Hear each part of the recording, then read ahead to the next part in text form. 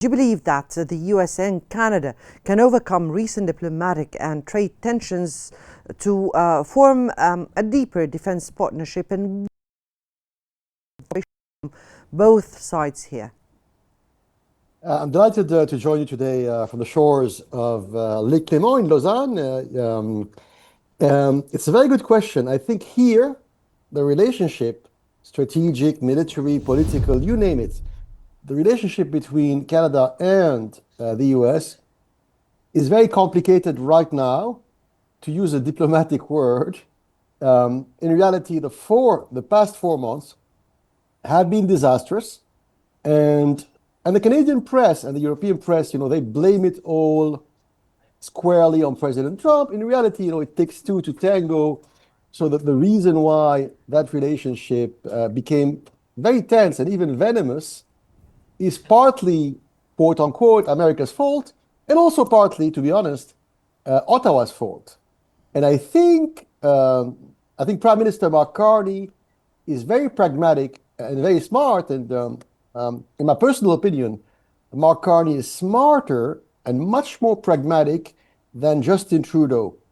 And we witnessed these tensions between Canada and the US 3, 4 months ago. It was the end of the Trudeau era, and things became tense. I think Mark Carney, when he was running for office, so during the election campaign, which took place in Canada 3 weeks ago, Mark Carney seemed verbally to have very sort of anti-American, anti-Trump discourse. And what's fascinating, in the past 3, 4 days, it looks like Mark Carney is pivoting away from that sort of anti-Trump discourse. He's pivoting to a very pragmatic stance in his relationship with Trump. And I think it's very smart. It's a sign of maturity and intelligence from the part of Carney. And one of the tricks that Carney has used in the past 3, 4 days is to tell Trump, great, you guys have the Golden Dome.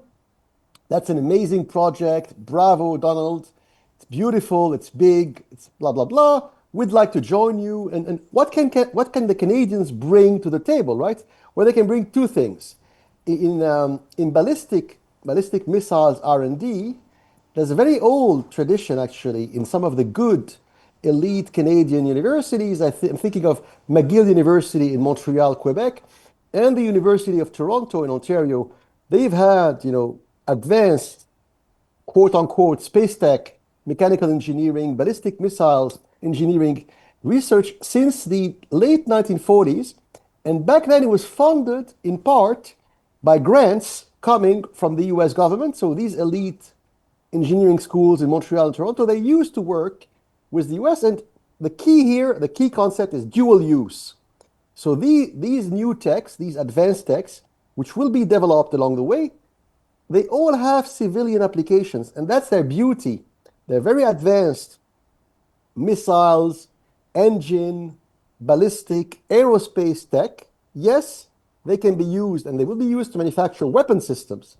But all these technologies, they have advanced civilian implications or applications, as they say in the field of engineering. And I think Canadian companies, Canadian startups, especially in Montreal and Toronto, they could profit from these dual-use civilian applications. But there's more.